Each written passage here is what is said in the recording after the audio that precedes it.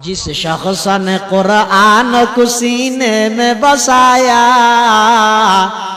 जिस शख्स ने कुरान को सीने में बसाया, फिरदौस मुअल्ला में मकान अपना बनाया।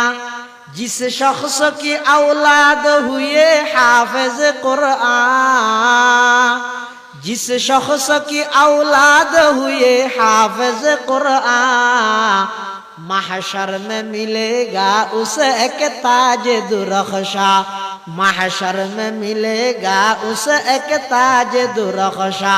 जिस शख्स ने कुरान को सीने में बसाया, फिरदौस मुअल्ला में मकान अपना बनाया।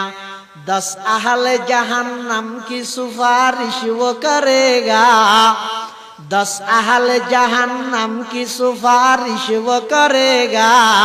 फिरदौस में लेकर वो उन्हें साथ चलेगा।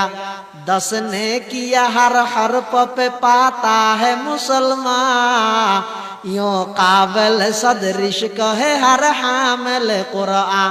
क्या खूब है, क्या खूब है, क्या खूब है कुरान के फैजान की बाती। आई मोमिन करते रहो कुरान की बाती, आई मोमिन करते रहो कुरान की बाती।